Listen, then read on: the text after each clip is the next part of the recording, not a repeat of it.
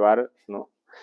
Y bueno, el cáncer lamentablemente es uno de las patologías que me quisiera decir que no hay, pero cada vez existen más pacientes con cáncer. De hecho, ahorita en el hospital tenemos un paciente con un cáncer ya en etapa 4, ¿no? Este paciente en etapa 4 ya es una etapa bastante avanzada, donde ya el paciente tiene metástasis, ¿no? En el peritoneo, ¿no? Llegó a la emergencia con una ascitis, ¿no? Una ascitis marcada. Se le hizo un drenaje de la ascitis, ¿no? Y llegó con su estudio le habían hecho una endoscopia, le habían tomado una biopsia y salió un adenocarcinoma, ¿no? Pues el hecho de que tenga ascitis el paciente significa que ya hay metástasis peritoneal, ¿no? Y esta ya es una etapa avanzada, ¿no? Las etapas son importantes porque siempre son las que nos van a marcar. ¿No te nombré en la lista? No, recién llegué. Recién. Ya. Me pongo a hacer acuerdo para que te ponga. Ya, entonces, la etapa 4 es una etapa de las más avanzadas y donde ya nosotros ahí prácticamente ya lo hemos perdido al paciente. Y en la etapa 1, etapa 2, todavía podemos rescatarlo en algunos cánceres, podemos extirparlos. Lamentablemente nunca lo vamos a encontrar en una etapa inicial, porque el cáncer lamentablemente no da síntomas, ¿no? Existen algunos antecedentes de los pacientes que nos van a decir algunas enfermedades, y uno de los estudios que quizás nos ha ayudado mucho en el diagnóstico temprano de los pacientes es la endoscopía, que antes no se hacía, ¿no es cierto? Y ahora se hace más. Y viene asociado a una gastritis, ¿no? Yo pregunto acá, ¿quién ha tenido síntomas de gastritis? Probablemente casi, me imagino que todo el curso ha tenido alguna vez algún ardor, dolor, ¿no es cierto? Y esos son los síntomas de la gastritis. La gastritis generalmente viene asociada a una bacteria, que es el Helicobacter pylori, ¿no? Nosotros generalmente pedimos, a veces cuando pedimos test de Helicobacter pylori a los pacientes en consulta, gran mayoría de los pacientes que tienen los síntomas, nos viene casi un 95% de los pacientes con el Helicobacter pylori. ¿El Helicobacter pylori puede causar cáncer? Sí, ¿no? Es un premaligno. ¿Qué es premaligno? Algo que puede con el tiempo hacerse maligno. Y justamente las gastritis por el Helicobacter pylori pueden causar esto. Entonces tenemos las gastritis atróficas. ¿Y qué significa atrófica? ¿No? Que normalmente nosotros en el epitelio de la mucosa gástrica vamos a tener glándulas, ¿cierto? Glándulas mucosas, glándulas que secretan ácido, glándulas que secretan pepsina, y estas glándulas van a desaparecer, pues se llama atrófica, ¿no? Y ya esta es una lesión premaligna, o sea, antes de que aparezca el cáncer. Entonces, cuando nosotros pedimos una endoscopia y nos vienen con esta lesión, es una lesión que tenemos que hablar con la familia, hablar con el paciente, inclusive hacerle la explicación de que él probablemente en unos años, si no hace tratamiento, el paciente va a hacer cáncer. Y hay que necesitar una vigilancia con endoscopía cada cierto periodo de tiempo, dependiendo qué hallazgo nosotros encontremos en esa endoscopía. ¿A qué más se asocia la gastritis, ¿no? El paciente también puede tener, depende en qué parte del estómago esté la lesión. Si es en el antro, si es en el cuerpo, ¿no? Generalmente en el antro van a haber más úlceras, ¿no? El antro es la parte más distal del estómago, ¿no? La parte más abajo. Aquí tenemos nosotros, ¿no?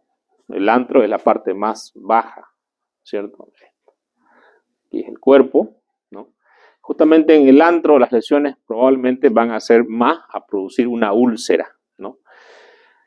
Y menos a producir un cáncer gástrico, pero las lesiones que están en el cuerpo son más precursoras de producir, ¿no? Probablemente un cáncer por la destrucción de las glándulas gástricas, tanto de las células parietales como las principales, que son encargadas del ácido clorhídrico y, ¿no?, también del pepsinógeno. Y bueno, ¿para qué sirve el ácido clorhídrico? Primero, es una barrera importante para parar que no nos contaminemos de otras infecciones, ¿no es cierto?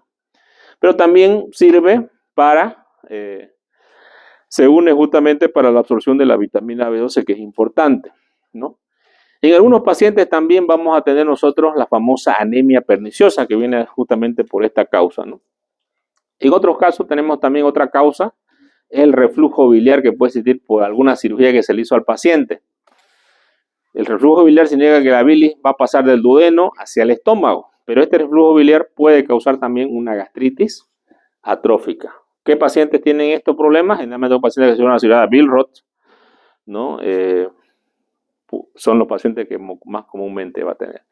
¿Y qué es lo que sucede con el epitelio del estómago? Va a haber un cambio, ¿no?, de la forma, de la morfología, y va a llevar a lo que se llama la displasia, ¿no? La displasia, igual como cuando vimos el cáncer de esófago, la displasia es antes de que aparezca ya un cáncer gástrico.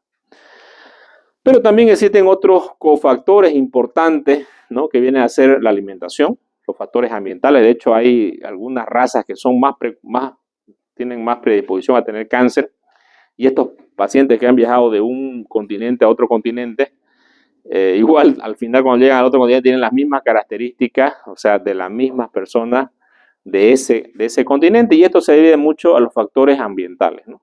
Y entre los factores ambientales tenemos la dieta, ¿no? La dieta de alimentación existe, ya está marcada la cancha, que hay alimentos que nos van a producir un cáncer gástrico, ¿no? Por ejemplo, algunos de estos que más adelante los vamos a ver, ¿no?, son los alimentos salados, ¿no?, los alimentos ahumados, ¿no? Una paciente, la mamá de una paciente me llama y me dice: doctor, quiero que vea a mi mamá, ¿no?, que le han dado omeprazol para la gastritis, quiero que usted le medique algo. Bueno, haga una endoscopía, le digo, y cuando tenga la endoscopía viene conmigo y ya yo la medico. No, medícala nomás así, me dice. No, yo no medico sin endoscopía, le digo, pero un paciente que tiene a repetición gastritis y ha sido tratada por gastritis. Cuando se hizo la endoscopía, había un cáncer gástrico, ¿no?, ya en una etapa 3 probablemente, ¿no? Y la paciente, le pregunté los hábitos alimenticios y me dijo que todos los días comía charque, ¿no? El charque ustedes saben que es salado, ¿no es cierto? Entonces su dieta era charque, ¿no? Todos los días le traían su charquecito y ella le ponía al charque. Entonces el microbioma gástrico alterado también es importante. ¿Qué es el microbioma? Son las bacterias que van a vivir en el estómago. Que estas bacterias muchas veces tenemos que el Helicobacter pylori va a crear un medio alcalino que no va a ser ácido para que él viva, y justamente estas bacterias también van a ser causantes del cáncer, ¿no? Tenemos algunos pacientes que también van a tener una displasia de alto grado, ¿no? Que algunos pueden tener este riesgo ya, y ya prácticamente cuando hay una displasia de alto grado ya va a haber el cáncer dentro de poco. Si nosotros detectamos una displasia de alto grado, hay que sacar el estómago. Cuando nosotros hablamos de la extracción de un órgano, siempre le vamos a poner ectomía. Entonces en este caso sería una gastrectomía. Si yo quiero hacer la evacuación del estómago hacia el exterior por una sonda, gastrostomía, ostomía el aumento nada más, ¿no? Igual para un apéndice, para el esófago, lo que ustedes quieran, gastrectomía. Entonces, el tratamiento para la displasia de alto grado, ¿no?, que prácticamente un riesgo elevado de desarrollar cáncer, es la gastrectomía. Bueno, es importante evaluar a los pacientes y saber qué pacientes están en ciertos grados o no. Entonces, se ha creado un sistema, ¿no?, para evaluar las gastritis, ¿no?, para el manejo de las gastritis y para saber qué gastritis pueden llegar a producir o son más precursoras de producir un cáncer, ¿no? Y aquí tenemos nosotros el sistema Olga, ¿no?, que menciona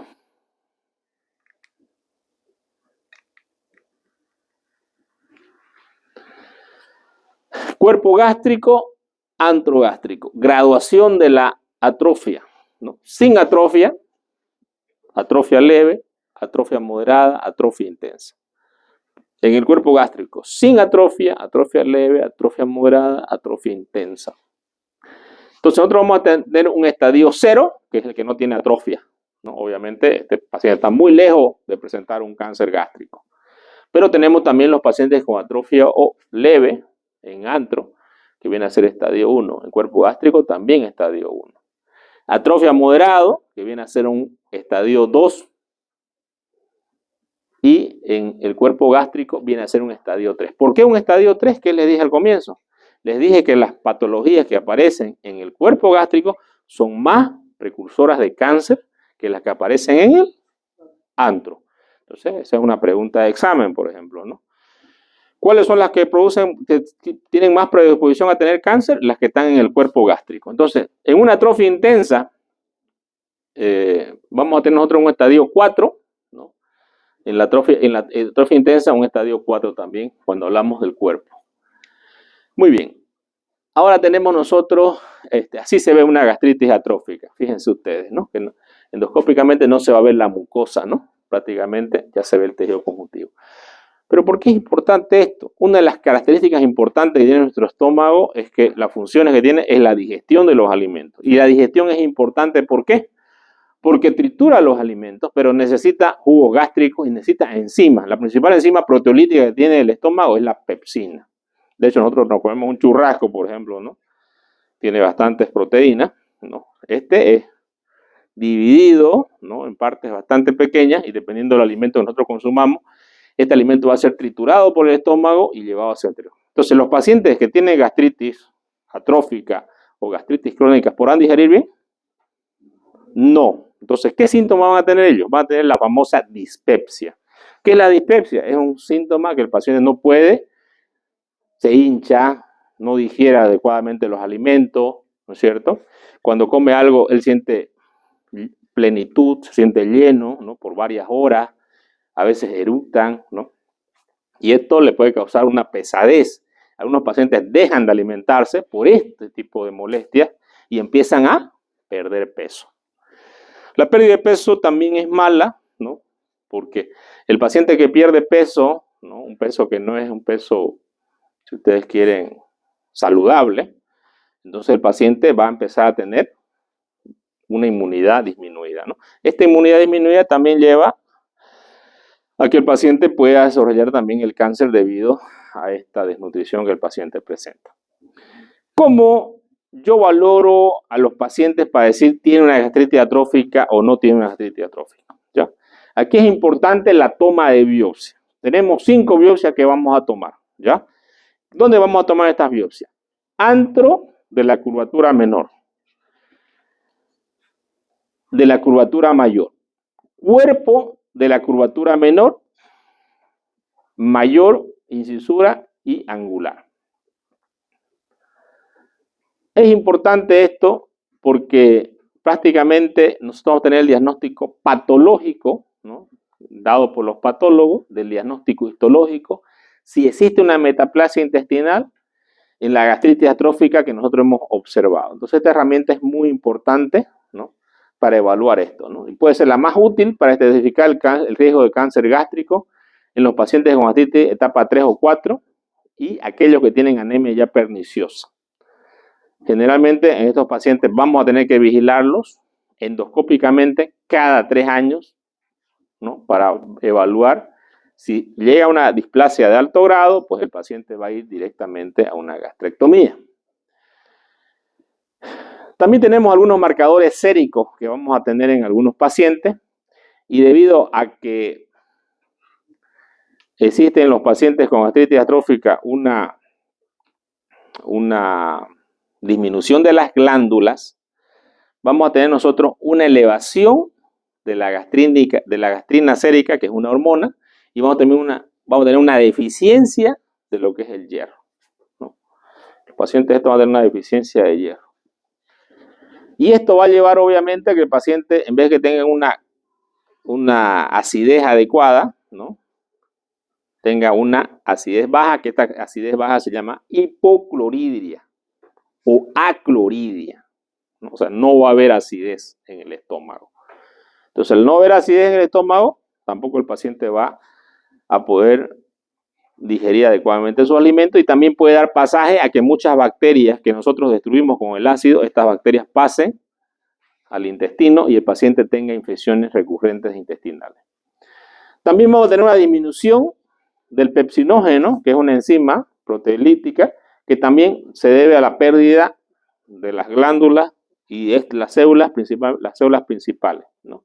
Y esto nos va a llevar a la deficiencia de vitamina B12, debido a que no se va a poder unir y no se van a poder absorber a nivel del intestino. Y estos pacientes requieren, es la famosa anemia perniciosa, estos pacientes requieren generalmente que se les coloque la vitamina B12 intramuscular. Entonces, nosotros tenemos los resultados de endoscopía, ¿no? Una vez realizadas las biopsias, y podemos clasificar según la severidad en estadios 1, estadio 2, estadio 3 y estadio 4. En el estadio 1, el 48% de los pacientes pueden estar presentes, en el estadio 2, un 33%, en el estadio 4, un 19%, ¿no? En el estadio 3 y 4, ninguno va a progresar a displasia o cáncer y un 94% pueden progresar a metaplasia intestinal con diagnóstico de base, ¿no? Aquí tenemos nosotros cuáles son las neoplasias malignas del estómago, ¿no? La neoplasia gástrica principal más frecuente es el adenocarcinoma con un 95%, seguida del linfoma, ¿no? Que el linfoma, ustedes saben, es una enfermedad de los ganglios que puede aparecer en todo el tubo digestivo, pero también puede aparecer en otras partes, ¿no? En los ganglios periféricos, ¿no? Pero el linfoma también es otra causa de neoplasia gástrica, ¿no? También tenemos el GIS, que es una sigla para decir que los tumores son los tumores que se van a presentar en el estómago, del estroma gastrointestinal, se llama, así, su sigla se conoce como GIS, ¿no? La abreviatura. Y también tenemos otras neoplasias malignas que vienen en menor frecuencia, ¿no? Que van a ser tumores neuroendocrinos. ¿Qué son los tumores neuroendocrinos? Que van a aparecer de células que producen hormonas, ¿no? Por ejemplo, el gastrinoma podría ser un tumor neuroendocrino, ¿no? Tenemos también los angiosarcomas, que vienen de los vasos sanguíneos. El carcinosarcoma, ¿no? Que viene del músculo que tenemos. Si nosotros agarramos la pared del estómago, tenemos una mucosa, una submucosa, ¿no? Una lámina propia, tenemos después una muscular, tenemos 3 capas de músculo, y va a desarrollarse a partir de la capa muscular. Entonces, vamos a tener el carcinosarcoma. También tenemos el carcinoma de células escamosas, ¿no? Que es más raro. Y también el estómago puede ser un órgano donde se vayan a sentar metástasis. ¿Qué es una metástasis? Es un cáncer que se produjo en otra parte del cuerpo y va a ir a metastizar al estómago. También puede suceder esto. Estos cánceres son el melanoma, por ejemplo, el cáncer de mama, ¿no? También tenemos algunos tumores que se forman adyacentes a donde está el estómago, y estos por contigüidad pueden invadir, el cáncer puede invadir el estómago. Por ejemplo, yo tengo por delante, ¿no es cierto?, el colon transverso, ¿no? Está cerca, y si hay un cáncer de colon acá en colon transverso y está en contigüidad con el cáncer, puede invadir el tejido gástrico, ¿no? Entonces, por contigüidad. ¿Qué otro tipo de órgano está cerca? El páncreas. Un cáncer de páncreas avanzado también puede agarrar el estómago y puede invadirlo. También tenemos por diseminación peritoneal, ¿no? O sea, por la circulación peritoneal que existe en el abdomen, cánceres de otras partes pueden invadir el estómago, como el famoso cáncer de ovario, ¿no? El cáncer de apéndice, ¿no? También puede invadir por esta parte. Muy bien. Nosotros tenemos el adenocarcinoma, ¿no? Que así como su nombre lo diga, adeno viene de glándula, ¿no? Un cáncer que se forma en las glándulas del estómago. Y nosotros vamos a tener que los países que tienen mayor cantidad de cáncer en el mundo, ¿no es cierto?, son los países, fíjense ahí, dice Asia Oriental, ¿no? Y Europa y Oriente, ¿no? Generalmente también está basado por la alimentación, ¿no? Y en los países asiáticos ustedes saben que comen muchos alimentos salados, alimentos crudos, ¿no? Condimentados. En los países europeos comen muchos alimentos enlatados, ¿no? Los alimentos enlatados son los famosos alimentos ultraprocesados que tienen conservantes, y estos conservantes ya se han comprobado que son cancerígenos, ¿no? Entonces, generalmente la alimentación en estos países se ve mucho más que en otras partes del mundo. Y lamentablemente el cáncer de estómago, ¿no? En la mayoría de los países industrializados, y tenemos por ejemplo aquí una estadística, sigue siendo una de las principales causas de muerte, ¿no? En Asia y Europa. Y en 2017 se hizo un estudio con aproximadamente 28.000 casos nuevos de cáncer de estómago. De este cáncer de estómago, más frecuente es en hombres que en mujeres, ¿no? Tenemos 17.750 en hombres y 10.950 en mujeres. Y también tenemos que se atribuyen las muertes, 10.960 en este grupo de pacientes de esta enfermedad, ¿no? 6.720 en hombres y 4.000 en mujeres. La tasa de supervivencia a 5 años calculada. ¿Por qué me importa a mí la tasa de supervivencia? Porque como médico, digamos, yo tengo que saber el pronóstico, ¿no? El pronóstico y a veces hay que hablarlo, ¿no es cierto? Muchas veces nosotros en los hospitales, por ejemplo, este paciente que tiene cáncer, ¿no? Lo vemos y bueno, hablamos con la familia cuando ya tenemos el estudio histopatológico, que eso también es una responsabilidad del médico. Yo como médico no puedo hablar solamente por lo que veo, ¿no? Yo no puedo saber solamente por lo que veo, sino un estudio que es un estudio que me está dando, es un certificado médico legal que me está diciendo que tiene cáncer un paciente. Y yo no, muchas veces un cirujano abre el abdomen y ve algo que le parece cáncer, él no puede decir, es cáncer, no, me parece, tiene que decir, ¿no? Y vamos a esperar el resultado de la histología. Entonces nosotros ya sabemos la probabilidad de sobrevida de los pacientes dependiendo en qué etapa esté el paciente. Ya por eso es importante la supervivencia. ¿Cuánto es la supervivencia? ¿No? Depende del estadio, obviamente, ¿no? Pero esta supervivencia ha mejorado, ¿no? Ahora, en esta época, a la época de 1975, digamos, ¿no? ¿Por qué habrá mejorado? El campo de la oncología es un campo donde se han descubierto drogas, ¿no? Pero lamentablemente son bastante caras algunas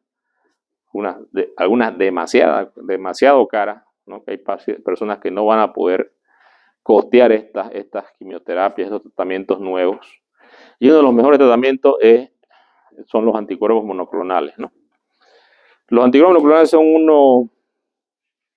unos anticuerpos, como su nombre lo indica, que los descubrieron en 2012 y que existen para cada tipo de cáncer, ¿no? El costo es bastante elevado, pero hay personas que obviamente lo pueden costear y estas personas pueden alargar un poco más su supervivencia, ¿no? Y en algunos casos, algunos tipos de cáncer también se pueden curar, ¿no? Pero no todos, ¿no? Dependiendo del estadio y la etapa, de repente me va a dar una supervivencia más larga. Muchas veces, esto es crudo, la verdad, pero nosotros como médicos tenemos que hablar de la muerte, ¿no?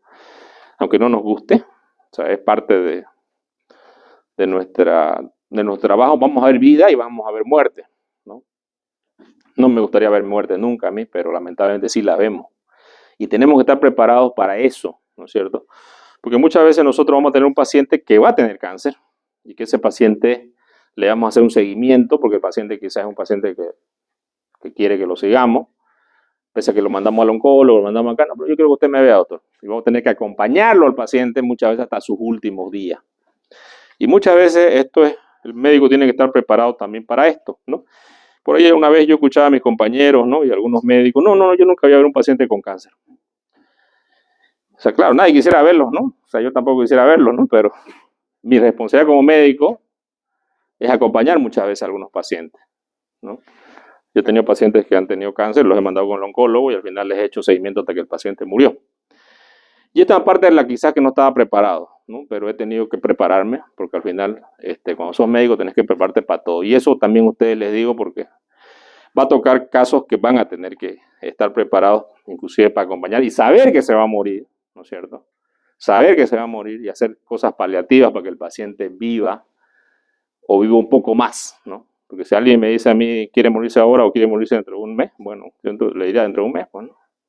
Y si me dice quiere morirse ahora o quiere morirse mañana, digamos. Entonces, siempre nosotros vamos a estar en favor de la vida, ¿ya? Y tenemos que prepararnos también para estos casos. Cuando estemos en los hospitales vamos a ver pacientes con cáncer. A veces lo más triste es ver niños, ¿no? Eso es lo más triste. A veces gente joven también, ¿no? También es triste. Un paciente mayor también. O sea, ningún paciente que tenga cáncer es un paciente que esté feliz, digamos, ¿no? Y como médicos muchas veces nosotros no nos podemos poner, tenemos que darle aliento al paciente, porque a veces acompañarlo simplemente, darle algunos medicamentos para que el paciente no sienta dolor, les va a ayudar bastante, ¿no? Bueno, El cáncer gástrico está más dado en enfermedades en ancianos, es más frecuente, ¿no? Generalmente a partir de los 60 años para adelante, más frecuente en los negros, ¿no? Pacientes de raza negra, que en los blancos. En pacientes más jóvenes, los tumores suelen pertenecer a variedad difusa y tienen que ser grandes o agresivos, ¿no? Siempre esta es una regla, cuando aparece un cáncer en un joven, el cáncer siempre se va a comportar como un joven, ¿no? El joven es, ¿no?, agresivo, imponente, ¿no? Tiene fuerza. Y el cáncer, cuando se presenta en los pacientes ancianos, también se comporta como un anciano, ¿no? Más débil, va más lento, inclusive puede durar más tiempo con sobrevida, pero el cáncer del joven, el cáncer está bien joven y es mucho más agresivo y mata más rápido al paciente, ¿no? Y esto se aplica generalmente casi para todos los cánceres que aparecen en gente joven. El cáncer gástrico tiene una mayor incidencia en pacientes con un nivel socioeconómico bajo que alto.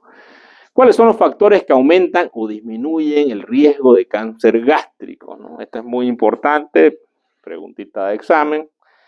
¿Cuáles son los factores que aumentan? ¿Hay antecedentes familiares? Sí, pueden haber antecedentes familiares, por eso es importante que en la historia clínica, cuando hacemos otro, señor, ¿de qué murió su mamá? Señor, ¿de qué murió su papá? Digamos, ¿no? Su tía. O sea, es importante estos antecedentes, porque nos pueden llevar muchas veces a un diagnóstico de cáncer, ¿no? Si es que hay familiares que hayan muerto de cáncer.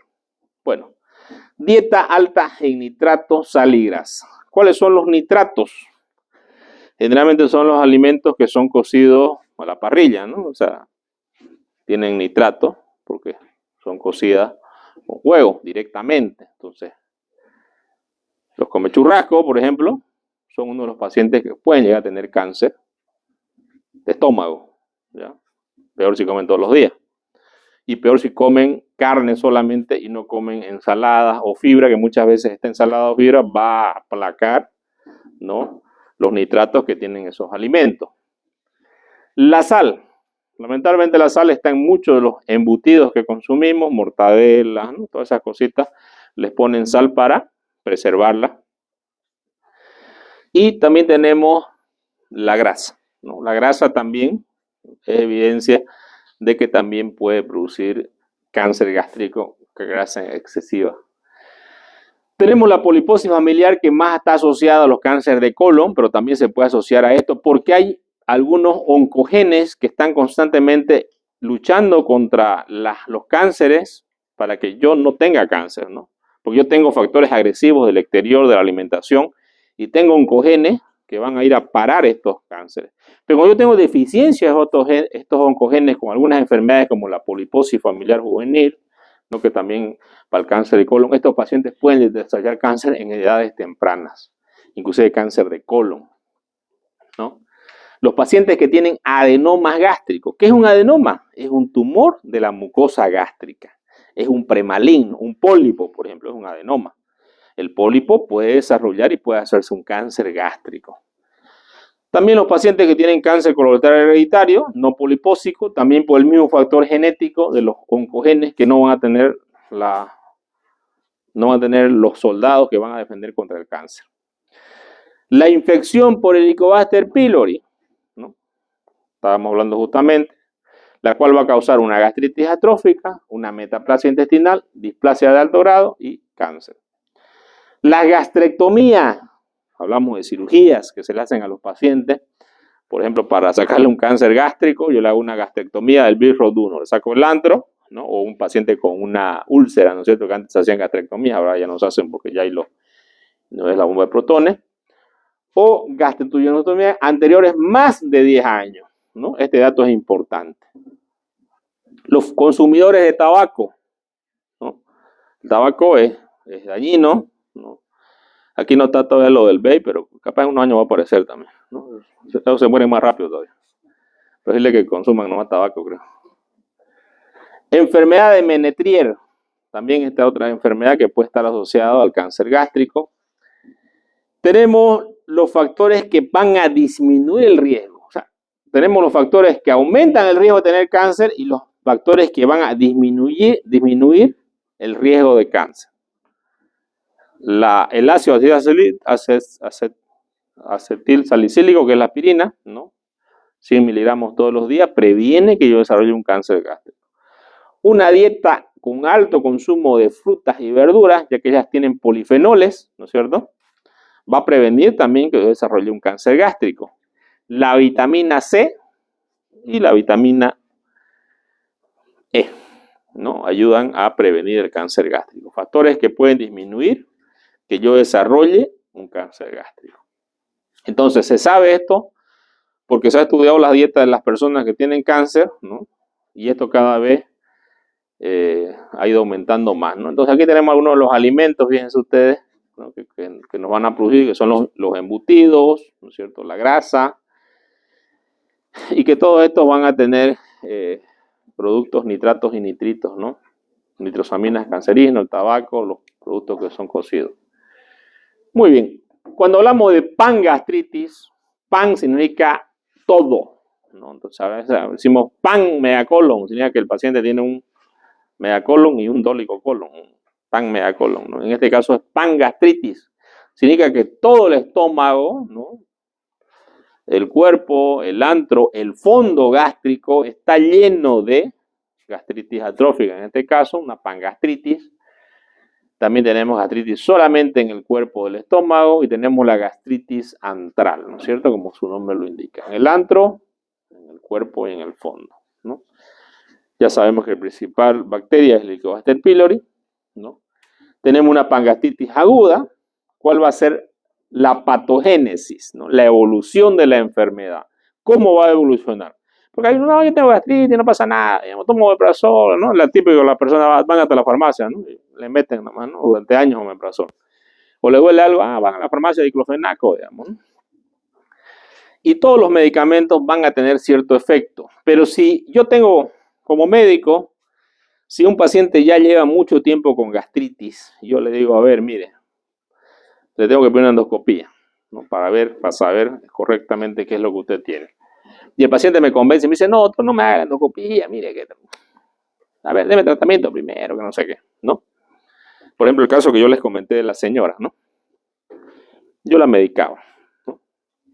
Y bueno, vuelve la paciente después, va a otro médico que le pide el estudio endoscópico, porque el que tiene que saber en realidad no es el paciente, el que tiene que saber son ustedes, los médicos. Nosotros los médicos tenemos que saber la indicación de cuándo pedir y cuándo no pedir, ¿no es cierto? Pero no nos podemos dejar convencer por el paciente, porque ese mismo paciente va a hablar para ustedes y les va a decir, pero si el doctor dijo que me hizo caso a mí y dijo que no. No va a decir, no, yo le dije, yo lo convencí. No, es un burro, nomás directo. Ese médico es un burro, ¿no? ¿Por qué el médico es un burro? Porque se salió del protocolo. Ustedes no pueden salirse del protocolo. Cuando salimos del protocolo, vamos a cometer errores de diagnóstico con los pacientes y esos pacientes probablemente ya no van a confiar en nosotros. Porque ¿cuál es la confianza que tiene un paciente con el médico? La confianza es que el médico sabe, ¿no es cierto?, qué es lo que tiene que hacer él. Y no puede el médico dejarse convencer con el paciente. La indicación es bastante clara. Entonces, ¿cuál es la patogénesis de la infección por Helicobacter pylori en una pangastritis aguda? Gastritis antral crónica, disminución de las glándulas que va a tener el paciente, aumento de la gastrina, aumento de ácido y va a aparecer una úlcera, ¿no?, una úlcera duodenal. Pangastritis crónica, disminución de ácido y va a llevar al cáncer gástrico. Esa es la patogénesis que va a ocurrir en ambas situaciones, en una gastritis antral crónica y en una pangastritis crónica que va a tener el paciente. Entonces nosotros vamos a tener que esta bacteria, el Helicobacter pylori, es una de las causantes de las infecciones que vamos a tener a estos pacientes y obviamente hay que erradicarlo, ¿no es cierto? Existen algunos países donde sí tienen bastante Helicobacter pylori las personas, son áreas donde hay mucha endemia de esto, por ejemplo, es el enigma africano, ¿no? Y un sinónimo sería decir, todos los países que tienen Helicobacter pylori tienen cáncer gástrico. Sin embargo, el enigma africano, estos pacientes no desarrollan el cáncer gástrico y esto va en contra de la hipótesis que teníamos de otros tipos de pacientes que se encuentran en otras partes del mundo, digamos, ¿no? probablemente algo no les produce el cáncer a ellos, que les produce a otras personas que todavía no se ha estudiado. Ese es el famoso enigma africano, que en ese caso allá no produce el Helicobacter pylori cáncer, digamos, ¿no? Y bueno, eso todavía está en estudio, pero sí les produce otra enfermedad que puede ser la esofagitis por esófago de Barrett. Hay un virus, que es el virus de Epstein-Barr, que puede estar asociado también al cáncer gástrico. De hecho, alrededor del 10% de los adenocarcinomas gástricos son portadores de Epstein-Barr. El Epstein-Barr es un virus que se puede transmitir inclusive por un beso, ¿no es cierto? Y este puede estar dentro de nosotros, inclusive quizás dormido, como se dice, ¿no? Y nos puede estar alterando algunas de nuestras células y producir metaplasia en las células y producir el cáncer gástrico. Los factores genéticos son los famosos factores que dijimos que son los que van a afectar los genes protectores, el P53 principalmente, el COC2, ¿no? Y estos son los más importantes para que no tengamos nosotros lo que se dice, aparezca la displasia. Va a aparecer la displasia y ya va a empezar a aparecer el cáncer, ¿no? Carcinogénesis gástrica, ¿no? Tenemos nosotros un paciente que tiene normal, dieta baja en vitamina C, vitamina E y alta en sal, ¿no? Un paciente que tiene Helicobacter pylori, va a desarrollar gastritis biliar crónica. Esta va a llevar a gastritis atrófica. Esta va a llevar a metaplasia intestinal. Esto va a llevar a displasia y por último va a llevar al cáncer. Acá tenemos nosotros las paredes del estómago. Ya en este esquema ustedes pueden ver las paredes del estómago. Si nosotros vemos en la parte superior, vamos a ver primero la mucosa, ¿no? Aquí tenemos la mucosa, la submucosa, tenemos el músculo, tenemos el tejido conjuntivo, ¿no? Y acá vamos a tener los tipos de cánceres que vamos a tener. Cuando dice TIS, tumor in situ, ¿no? Cuando hablamos de T1, ya es un tumor que va a estar abarcado en la mucosa. Un T2, un tumor que va a estar abarcado hasta la submucosa. Y tenemos un T3 que ya va a agarrar el músculo, ¿no? Y casi está llegando a la serosa. Y un T4, ¿no? Que ya inclusive agarró un órgano adyacente al paciente. Tenemos nosotros una lámina propia que está en la submucosa, que juntamente el T2 va a atravesar esta lámina propia, ¿no?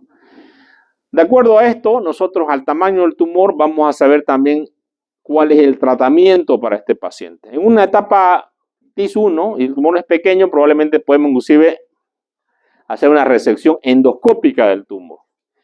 Y en otros casos avanzados probablemente vamos a hacer resección, ¿no es cierto? Gastrectomías, ¿no? Otro tipo de cirugía dependiendo.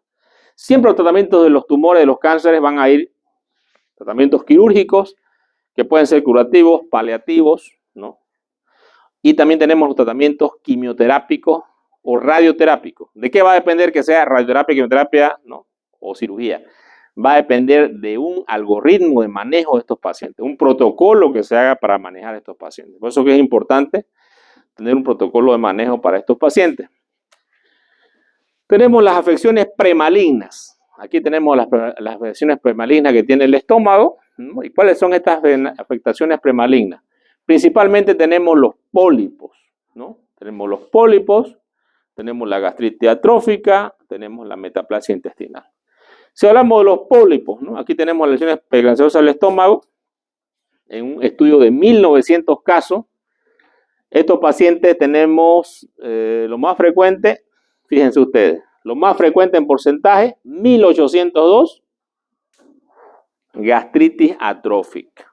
Entonces, cuando yo le pido a un paciente una endoscopía digestiva y me viene con una gastritis atrófica, es un paciente que debo tenerlo bajo vigilancia porque puede el paciente en los años desarrollar cáncer. Luego, los pacientes que tienen pólipos, hiperplásicos, adenomas, úlceras crónicas, ¿no? Páncreas aberrante, remanente de estómago, ¿no? Son pacientes que van a producir también, son lesiones premalignas, pero en menor grado.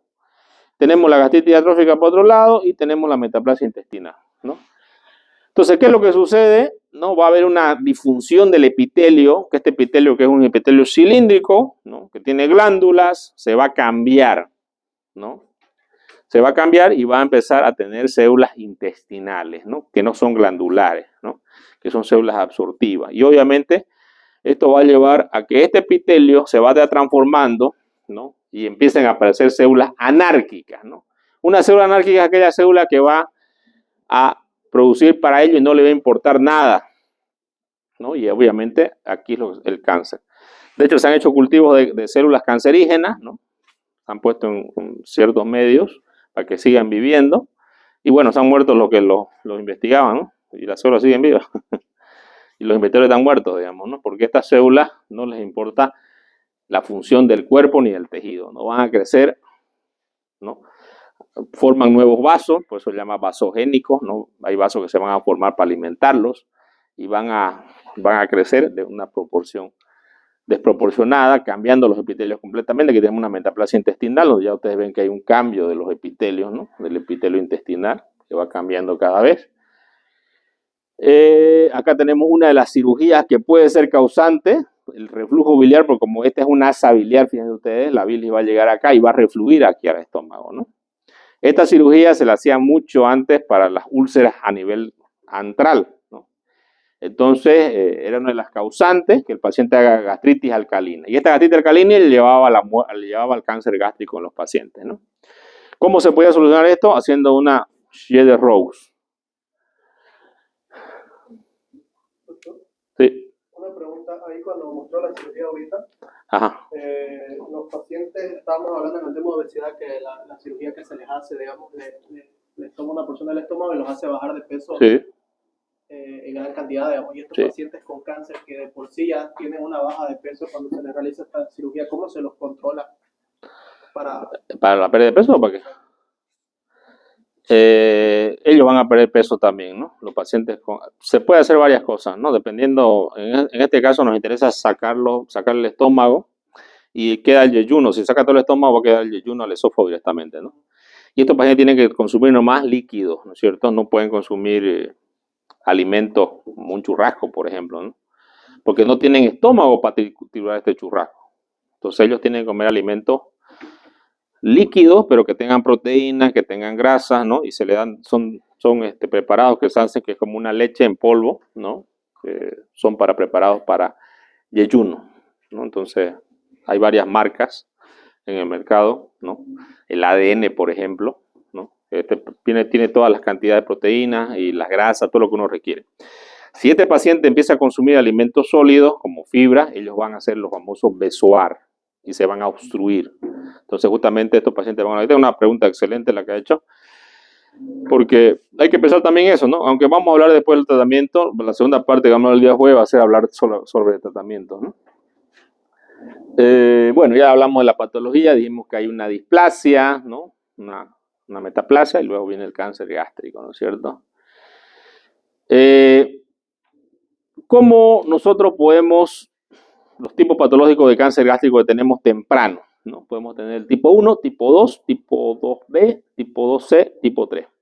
El cáncer tipo 1 prominente, el tipo 2A elevado, el tipo B plano, el tipo 2C deprimido, el tipo 3 excavado.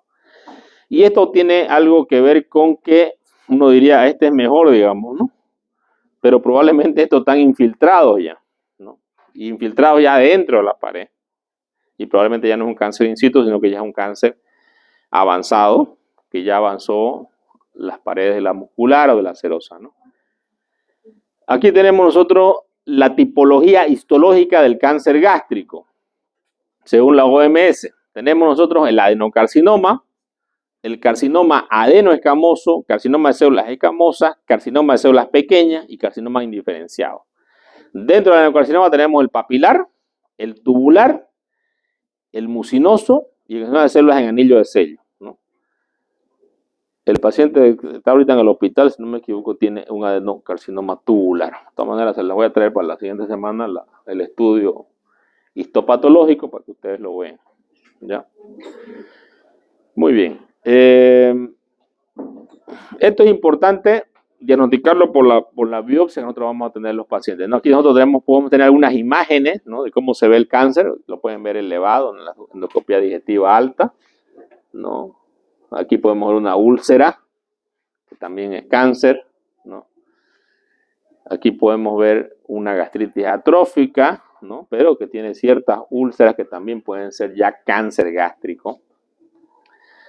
Aquí tenemos algunos pacientes, Steve Jobs, que murió de cáncer, pero no de cáncer gástrico, él murió por un cáncer de páncreas, ¿no? Pero que él tenía una cura, ¿no? No sé si lo que han leído el libro. ¿No han leído el libro? ¿Qué leen, pues? Bueno, él cuando enfermó de cáncer, ya, el cáncer era bastante pequeño y el cirujano oncólogo le dijo que su cáncer era curado completamente. Lo podían curar completamente. Pero él le habló a un amigo, porque él le gustaba mucho, ¿no? Estuvo por la India, por esos países, ¿no? Era medio hippie. Y creía mucho en la medicina ayurvédica, digamos, la medicina hindú. Y tenía un amigo que hacía médico, que hacía tratamientos alternativos, con jugos, ¿no? Todas estas cosas. Él dijo, no, yo te curo eso. Venite a mi clínica, te voy a hacer la receta.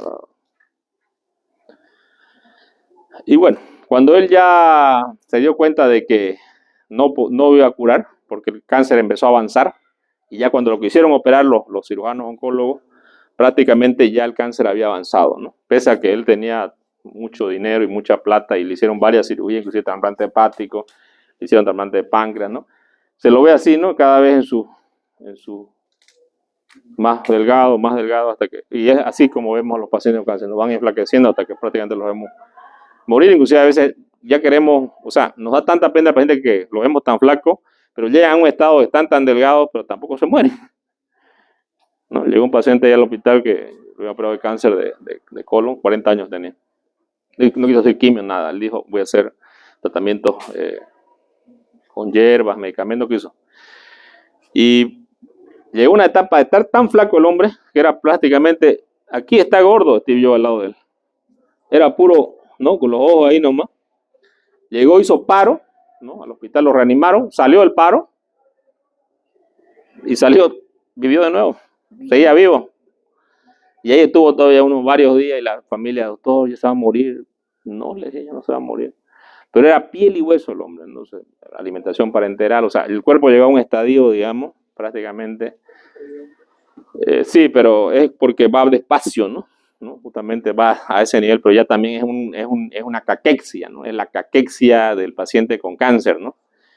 Hay algunos ganglios, ¿no? Que son importantes valorarlo, el famoso ganglio de Virchow, que aparece en la parte superior. Este ganglio aparece, pues ya el cáncer está avanzado, evidentemente, cuando aparece este ganglio, ¿no?